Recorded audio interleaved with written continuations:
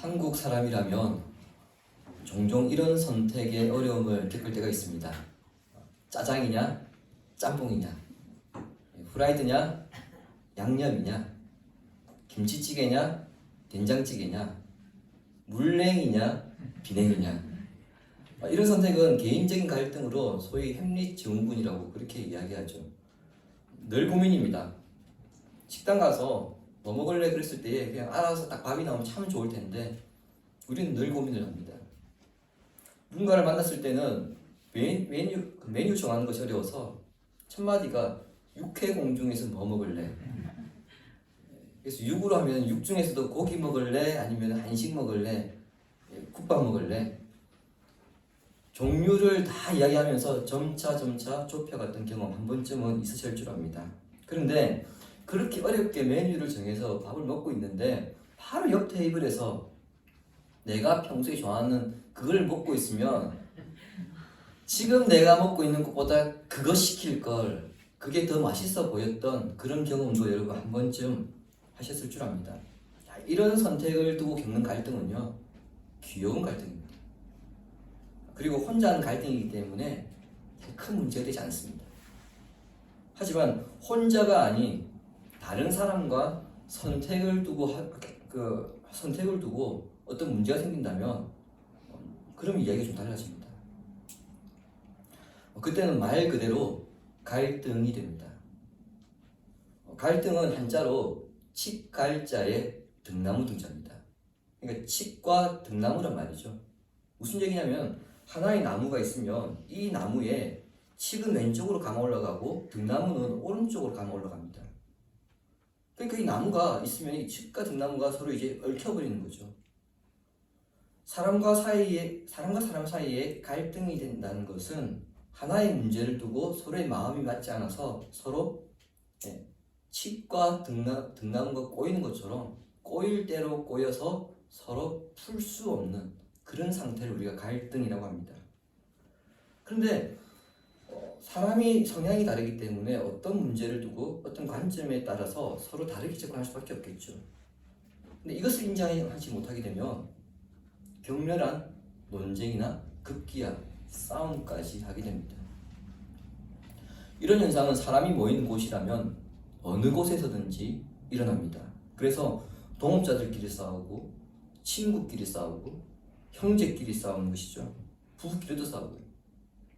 물론 교회 안에서도 이런 갈등이나 싸움은 일어납니다. 그러나 교회 안에서는 우리가 싸운다 또는 갈등이 있다 이렇게 말하면 부끄럽게 여깁니다. 교회는 예수님의 제자들이 모인 곳이기 때문에 서로 사랑하라는 예수님의 가르침을 지키지 못한 것이죠. 그래서 교회 안에 갈등이 있다, 교회 안에 싸운다, 이것은 좀 감추고 싶어 합니다. 어쩔 수 없이 갈등하고 싸웁니다만 그래도 대외적으로 표면적으로는 우리 교회 평안해, 큰 문제 없어, 이렇게 말합니다. 그런데 본문에서는 교회의 최고 지도자들 사이에서 일어난 갈등, 싸움을요 그대로 노출시킵니다. 이를 통해서 어느 누구도 갈등에서 예외가 될 수 없으므로 안심하지 말라는 것과 반대로 이들의 갈등을 반면교사 삼아서 교회에서 이런 갈등들이 생기지 않도록 주의하라고 우리에게 그렇게 가르치고 있습니다. 바울과 바나바의 1차 선교 여행이 끝나고 그들이 자신들을 파송했던 안디옥 교회로 돌아온 이후에 안디옥 교회가 급속한 부흥과 성장을 이룹니다. 근데 그때 예루살렘에서 몇 사람이 내려와 할례 문제를 언급하게 되고 이 문제 때문에 안디옥 교회가 굉장히 혼란에 빠지게 되어지죠. 그리고 이 문제를 해결하기 위해서 이제 예루살렘 공회가 소집이 되었습니다. 우리는 2주간에 걸쳐서 예루살렘 공회에서 있었던 그 결정들에 대해서 살펴보았습니다. 그 결정에 대해서 이제 이 예루살렘 공회가 안디옥 교회에 회신을 하였고요. 교회는 또 평안하여 든든하게 서가게 되었습니다. 중요한 문제가 해결되었습니다. 모든 것이 잘 되어가고 있는 그런 상황입니다. 어느 정도의 시간이 흘러서 바울은 바나바에게 우리가 1차 여행 지역을 다니면서 세웠던 그 교회들을 다시 돌아보자고 제안을 합니다. 13장, 14장을 통해서 1차 선교 여행의 경로를 우리가 살펴보았습니다. 그때는 교회를 세우는 것이 목적이었습니다. 이 루트를 보시면 아시겠지만 이 지역은 교회가 없었던 지역이거든요. 따라서 이 지역에 다니면서 교회를 세우는 데 목적을 두었죠. 반면에 이번 여행은 교회를 세우는 목적이 아니라 이미 세워진 교회들을 찾아가서 형제들이 어떻게 지내는지, 형제들의 영적인 상태가 어떠한지 그것을 확인하는 데 목적이 있었습니다. 믿음이 연약한 형제들은 다시 권면하여서 이렇게 세우고, 잘 성장하고 있는 형제들은 더욱 격려하여서 더 잘 신앙생활을 할 수 있도록 하는 것이 목적이었습니다.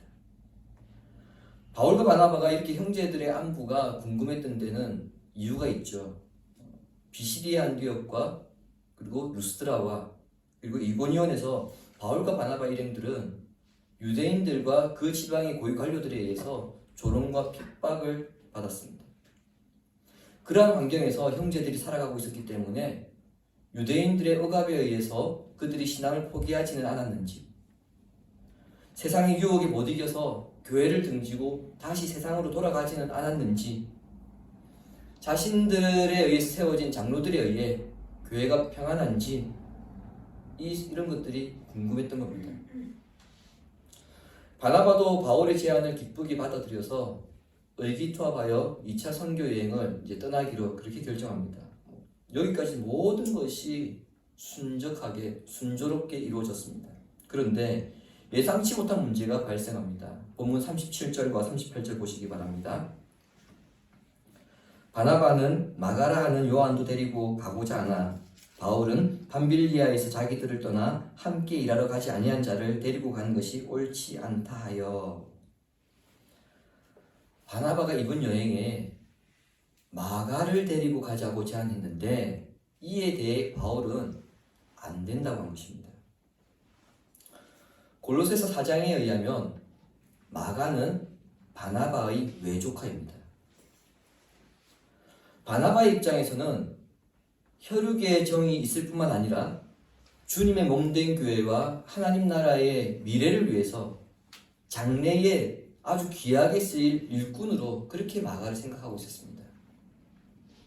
따라서 과거에 잘못이 있었다 하더라도 그 친구를 용서하고 데리고 가야 한다. 이것이 바나바가 가지고 있는 생각이었습니다. 그러나 사도행전을 우리가 계속해서 살펴보면서 알고 있지만 바나바는 마가가 자신의 그 조카이기 때문에 품어준 것이 아니고요. 바나바가 평소에 보여줬던 성품이 사람을 용서하고 품어준 것이었습니다. 사울이 다메섹에 있는 신자들 체포하기 위해서 체포영장을 발급받아서 다메섹으로 가는 길이었습니다.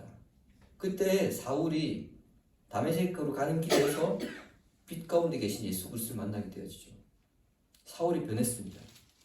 그런데 예루살렘 교인들이 사울을 받아들이지 않았습니다. 저 인간 배신한 거 맞아? 혹시 그리스도인들을 색출하기 위해서 위장한 거 아니냐? 의심의 눈초리를 경계했습니다. 그때에 예루살렘 교회를 설득하여서 예루살렘 교회와 사울을 중재했던 사람, 예루살렘 교회가 사울을 받아들이도록 애썼던 사람이 바나바입니다. 그리고 바울이 이후에 고향 다소에서 한 10년간 야인 생활하거든요. 그때 다소까지 찾아가서 그 사울을 안디옥 교회로 데리고 와서 말씀의 사역자로 키우는 사람이 바나바입니다. 그런 바나바의 성품으로 볼 때에 혈육 지정의 성품을 떠나서 마가를 포기할 수 없었던 겁니다. 하지만 바울은 38절에 기록되어 있듯이 밤빌리아의 일을 언급하면서 그와 동행한 것은 옳지 않다며 이런지야 거절합니다. 지도에 보시면 밤빌리아가 안 보이죠? 밤빌리아는 넓은 행정구역이고요. 그 밤빌리아 안에 하나의 도시가 버가입니다. 그래서 밤빌리아 버가라고 하는데 이 버가에서 마가가 중간에 예루살렘으로 돌아가 버립니다. 마가가 밤빌리아 버가에서 선교 여행을 포기하고 예루살렘으로 돌아간 이유에 대해서 학자들의 견해가 굉장히 좀 다양한데 대표적으로 두 가지가 있습니다. 하나는요, 버가에서 이제 비시디 안디옥을 가게 되는데 저 지역이 험악한 그 산악지대입니다. 근데 험악한 산악지대이기도 하지만 더 큰 문제는 저 지역에는 그 강도와 도둑이 자주 출몰하는 지역이고요. 사나운 짐승들이 자주 또 출몰하는 지역이었습니다. 그러다 보니까 그 위험 때문에 돌아갔다는 게 첫 번째 의견입니다. 대표적인 두 번째 의견은 뭐냐면요. 안디옥을 출발해서 구부로까지는 이 선교팀의 리더가 누구였냐면 바나바였습니다. 그런데 구부로에서 떠나서 이제 버가로 갈 때는 여기서는 선교팀의 리더가 바나바에서 바울로 리더가 바뀌어 버립니다. 즉 선교팀의 리더가 바뀐 것에 대한 불만 때문에 마가가 중간에 돌아갔다는 것입니다. 뭐 이유였다 하든 상관없습니다. 바울은 한 번 포기한 전력이 있는 사람은 다시 포기할 수 있기 때문에 그를 받아들일 수 없었던 것입니다. 그런데 여기에서 우리가 오해하면 안 되는 것이 있는데요. 그것은 뭐냐면 바울은 마가라고 하는 사람 자체를 싫어한 것은 아니었다는 점입니다. 38절을 자세히 보십시오. 바울은 마가가 아니고요. 자기들을 떠나 함께 일하러 가지 않은 자를 거부하고 있습니다. 실제 헬라어 성경에서도 마가라고 하는 그 고유한 명사를 쓰지 않고 고유명사를 쓴 것이 아니고 함께 일하러 가지 않은 자라고 하는 일반 명사로 표현하고 있습니다. 바울은 마가가 바나바의 조카니까 우리가 앞으로 선교 여행에 있어서 어떤 다수결의 문제가 있을 때 쟤는 삼촌편 들 거야. 즉 자신이 불리해질까봐 마가를 안 데려가려고 한 것이 아니고요. 또 마가라고 하는 인간 자체가 싫어서 안 데리고 가려고 했던 게 아닙니다. 마가가 아니라 하더라도 함께 일하지 않는 자라면, 소위 말하는 숟가락만 축내는 자라면, 밥만 축내는 자라면 안 된다는 겁니다. 이 사실을 잘 구별할 수 있어야 합니다. 교회 안에서 이런 일들이 정말 빈번하게 일어나기 때문에 그렇습니다. 예를 들어서 새가족부를 섬길 사람이 필요합니다. 한 사람 누군가 추천했어요. 근데 이 사람이 정말 일을 잘할 수 있는 사람이에요. 근데 새가족부 부장하고 추천된 사람하고 서로 사이가 안 좋아요. 그러면 새가족부 부장은 일반적으로 어떻게 합니까? 그냥 무조건 안 되는 거예요. 그 사람이 일을 잘하든 못하든 상관없습니다. 그냥 싫은 겁니다. 안 되는 겁니다. 이처럼 개인의 감정을 일반적으로 내세우는 것이 우리의 정서입니다. 그러나 바울은 자신이 마가를 좋아하느냐 싫어하느냐 그것을 내세운 것이 아니고요. 그것이 중요한 것이 아니고요. 그 사람이 그 일을 끝까지 할 수 있는가 못하는가 그 능력을 더 중요하게 여겼습니다. 개인에 대한 그 감정에 파묻혀서 저 인간 안 돼. 마가는 내 눈에 흙이 들어왔으면 들어왔지 저 인간 절대 안 돼. 그런 식으로 반대한 것이 아니라는 겁니다.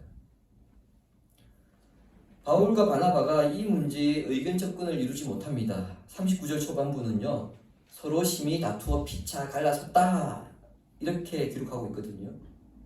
앞서 말씀드린 것처럼 포용에 있어서는 둘째가라고 하면 서러울 사람이 바나바입니다. 바울은 죽을 정도로 돌에 맞으면서도 사랑의 예수님을 전했던 사람이 바울이죠. 여기서 질문 드리겠습니다. 하나는 포용에 있어서는 끝판왕 바나바이고요. 한 사람은 죽을 때까지 돌에 맞으면서도 예수님의 사랑을 전했던 바울입니다. 이 두 사람이 심히 다투었다고 이렇게 기록하고 있는데 어떻게 싸웠을까요? UFC 경기처럼 링 위에 올라가가지고 글러브 끼고 코피 터지고 피멍 들 때까지 그렇게 싸웠을까요? 아니면 우리가 말싸움 하듯이 그 정도로 싸웠을까요? 39절은 두 사람의 싸움에 대해 힌트를 주고 있습니다. 심히 다투었다 라고 번역된 헬라어 단어에서 영어의 프렉시즘이 파생되었거든요. 근데 프렉시즘 이 뜻이 발작이라는 의미입니다. 이 단어가 의학적인 맥락에서 살 때면 경련이나 고열에 시달리는 것. 마치 두 사람이 발작하듯이 거품 물고 완전히 얼굴에 열을 내면서 그렇게 싸웠다는 겁니다. 교인들 앞에서 목사 두 사람이 단순히 핏대를 올리면서 싸우는 정도가 아니고요. 두 사람이 악을 쓰고 발작하며 땅에 들어눕듯이 자지러지듯이 소리를 지르며 싸운다고 여러분 생각해 보십시오. 누가요? 바울과 바나바가요. 이 사람들이 누굽니까? 예, 교회의 목사들입니다. 장로들입니다. 여러분 상상이 되십니까? 두 사람이 그렇게 싸웁니다. 도저히 건널 수 없는 강을 지금 건넌 것인데 두 사람이 이렇게까지 싸운 이유는 두 사람 모두 각자 자기의 주장이 옳다고 여겼기 때문이에요. 실제 바울이나 바나바 두 사람의 말이 틀린 것은 아닙니다. 두 사람 다 말이 맞습니다. 바울 입장에서 한번 생각해 보시기 바랍니다. 마가가 밤빌리아 버가에서 돌아갔습니다. 그 다음에 바울과 바나바 일행은요, 비시디 안디옥과 이고니온과 루스드라 계속해서 선교 일정을 감당해 나가는데, 여러분 루스드라에서 어떤 일이 있었습니까? 바울이 돌에 얼마나 맞았든지 이 성 사람들이 저희가 죽었나 보다 성 밖으로 내버렸습니다. 그 정도로 돌에 맞은 사람이 바울입니다. 이고니온과 비시디 안디옥에서도요, 곱게 선교한 게 아니죠. 저곳에서도 핍박을 당했습니다. 지금 그 지역들을 다시 가려고 합니다. 지난번에는 죽을 뻔했는데 이번에는 죽을 수도 있습니다. 지난번에는 사람들이 모르니까 일단 한번 들어보자 이런 식이었고요. 이번에는 벼르고 있는 상황이에요. 더 위험한 상황입니다. 그리고 험산줄령도 넘어야 합니다. 1차 여행 때보다 더 힘들었으면 더 힘들었지 덜 힘든 여정이 되지는 않겠죠. 따라서 그 여정이 힘들다고 돌아가면 안 되기 때문에 바울의 입장에서는 안 된다 이렇게 주장한 것입니다. 이 점을 생각해 보면은 바울의 입장도 충분히 우리가 이해할 수 있습니다. 반면에 바나바 입장도 한번 생각해 보시기 바랍니다. 앞서 말씀드렸듯이 조카라고 하는 그 혈육의 정을 떠나서 1차 선교 여행 때 마가가 밤빌리아 버가에서 중간에 돌아간 것은 처음이라서 잘 몰라서 돌아갔을 거야. 자기도 너무 당황스러우니까 돌아갔을 거야. 그렇게 판단했습니다. 그리고 안디옥 교회 문제로 예루살렘 공회가 소집될 때에 바나바가 바울과 함께 예루살렘을 방문했을 때 분명히 그는 마가에게 이 문제를 가지고 이야기를 했을 겁니다. 하지 않을 수 없죠. 반드시 해야 될 문제죠. 충분히 마가와 이야기를 나눴을 것이고요. 그리고 바울에게 기회를 주어야 한다. 한 번 더 기회를 주자. 그렇게 지금 말하고 있는 겁니다. 두 사람의 각자 입장이 다릅니다. 그런데 이런 두 사람의 입장은 차치하더라도 사실 가장 화가 나는 사람은 누구냐? 바나바입니다. 제가 작년에 로마에서 보낸 일주일이라고 한 책을 추천해 드렸습니다. 혹시 여러분 가운데에 그 책을 읽으신 분은요, 바나바가 바울보다 더 화가 났을 것이다 이 이유를 여러분 유추할 수 있을 겁니다. 1세기 당시 로마 문화는 후견인과 피후견인 제도가 있었습니다. 이 관계에 의하면 바나바는 바울의 후견인이고요, 바울은 바나바의 피후견인입니다. 그러니까 바나바는 바울을 밀어주는 사람이고요, 그리고 바울은 바나바의 도움을 받는 사람이에요. 지금 피후견인이 후견인한테 눈에 쌍심지를 켜고 지금 대들고 있습니다. 겁을 상실한 거죠. 이야, 저놈 많이 컸네. 개구리 올챙이책 생각 못한다고 바울 저놈 아무도 안 받아줄 때 내가 그렇게 중재해서 쟤 받아주겠는데 이제 와서 쟤 뭐라는 거야? 은혜라고는 칡불도 모르는구나. 충분히 바나바 입장에서 이렇게 생각할 수 있습니다. 실제 바울이 바나바에게 신세를 많이 졌습니다. 그리고 바울이 사역을 하는 동안에 바나바가 도움을 주었고요. 또 바울을 많이 이끌어 주었습니다. 또 하나, 나이 차이가 많이 납니다. 바나바가 압도적인 연장자입니다. 따라서 일반적인 상식으로 볼 때에는 바울이 그동안 바나바에게 받은 많은 도움들 빚 갚는 셈 치고 바나바에게 고개 숙이는 것이 맞습니다. 그러나 본문에서 보여준 것은 바울이 바나바에게 고개를 숙이는 것이 아니라 끝까지 자신의 고집을 굽히지 않고 있다는 점입니다. 결과는요, 바울은 신라를 택해서 선교여행을 떠나고요, 바나바는 마가를 데리고 선교여행을 떠나게 됩니다. 물론 싸우고 갈라서는 일은 좋은 일이 아닙니다. 바람직한 일도 아닙니다. 두 사람이 피차 심히 다투어 싸웠으나 화해했더라 이렇게 끝이 났으면 교회 사회에 좋은 본보기라도 될 텐데 헤어지는 것으로 그냥 그렇게 끝이 나버렸기 때문에 분명 아쉬움이 남습니다. 그럼에도 불구하고 이 부분에서 우리는 아주 놀라운 사실을 하나 발견합니다. 바울과 바나바가 싸우지 않았다면 두 사람은 하나의 선교팀이 되었겠지만 두 사람이 싸워서 각자의 선교팀을 구성하여서 다른 선교지를 향해 감으로써 독립적인 두 개의 선교팀이 만들어지게 되었다는 것입니다. 즉 복음 전파의 속도가 2배로 빨라졌습니다. 교회 지도자 두 사람이 싸웠습니다. 아이고 저래 가지고 되겠나? 이제 끝났네. 이제 콩가루지가 됐네. 끝났다. 그런 생각이 들 수밖에 없는 그 순간을 하나님은 하나님의 계획을 위해서 선으로 바꾸시는 것을 우리는 본문을 통해 지금 확인하고 있습니다. 이러한 경험들을 토대로 훗날 바울은 이렇게 선언하죠. 우리가 알거니와 하나님을 사랑하는 자 곧 그의 뜻대로 부르심을 입은 자들에게는 모든 것이 합력하여서 선을 이루느니라.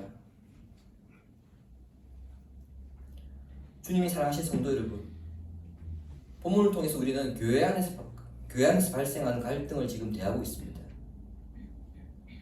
이 갈등은 서로 다시는 안 볼 것처럼 그렇게 싸우고 헤어진 것이기 때문에 교회 역사에 있어서 사실은 부끄러운 역사라 그렇게 우리가 말할 수 있습니다. 그래서 성도는 다양성을 인정하고 갈등이 생기지 않도록 서로의 입장을 배려해야 한다고 그렇게 우리가 오늘 본문을 마무리 지을 수 있습니다. 당연히 교회 안에 갈등이 생기지 않도록 분열되지 않도록 서로 조심해야 하고 주의해야 하는 건 맞습니다. 그러나 본문이 우리에게 주는 더 큰 교훈은 이러한 상황 가운데서도 하나님은 은혜를 거두지 아니하시고 선한 방향으로 이끌어 가신다는 것입니다. 이 사건은 서로 헤어지는 것으로 그렇게 끝이 납니다만 바울이나 바나바 그리고 마가에게 각성과 성숙의 기회를 제공합니다. 마가는 자신 때문에 두 사람이 생사고락을 함께 했던 두 사람이 싸우고 갈라진 것에 대해서 굉장히 당황했을 것이고 미안한 마음을 가졌을 겁니다. 자기 때문에 벌어진 일이니까요. 따라서 그 마음 때문에 이후 마가는 죽을 각오로 복음에 헌신합니다. 그리고 그 결과물이 마가복음입니다. 바울은 이 사건을 계기로 관용적인 인물이 됩니다. 바울 역시 시간이 흘러서 바나바와 마가와 화해한 것은 물론이고요. 이 두 사람이 교회에 하나님의 나라에 얼마나 귀한 일꾼인지 증거하였습니다. 갈라디아서 2장 9절 우리 함께 읽겠습니다. 또 기둥같이 여기는 야고보와 게바와 요한도 내게 주신 은혜를 알므로 나와 바나바에게 친교의 악수를 하였으니 우리는 이방인에게로 그들은 할례자에게로 가게 하려 함이라. 그리고 디모데후서 4장 11절 같이 읽습니다. 누가만 나와 함께 있느니라. 네가 올 때에 아멘. 바울이 순교하기 직전의 마지막 순간에 누구를 찾고 있습니까? 마가를 찾고 있습니다. 다시는 안 볼 것처럼 싸웠습니다. 이제 우리 절교야. 끝. 꼴 보기 싫어. 그렇게 하고 헤어졌습니다. 그런데 시간이 지나서 어떻습니까? 마가가 주를 위해 헌신하는 것을 그 이야기를 듣고 보았을 때에 바울은 주저없이 마가에게 손을 내밀었습니다. 그리고 마가는 자신을 그렇게 싫어하는 것처럼 보였던 그 바울의 부름에 기꺼이 응답했습니다. 이것이 예수 그리스도의 마음이고 용서입니다. 하나님은 마가의 실수, 바울과 바나바의 싸움을 통해서 자신들을 돌아보게 하셨습니다. 그리고 그리스도의 은혜를 통해서 복음을 더욱 확장하게 하셨고요.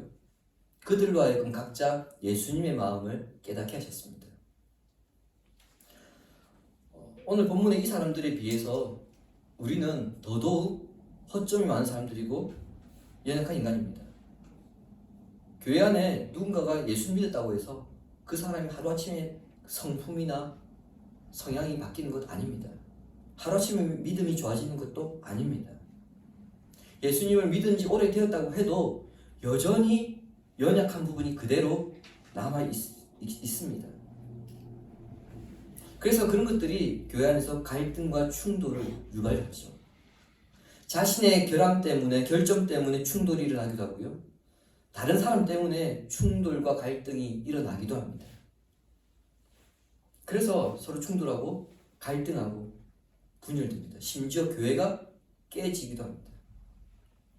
그러나 어떤 충돌이든 어떤 갈등이든 그것이 무엇이 되었든지 간에 하나님께서 은혜를 허락하시면 그 어떤 것이라 하더라도 하나님의 나라를 이루어가는, 하나님의 나라를 확장해 나가는 도구가 될 수 있습니다.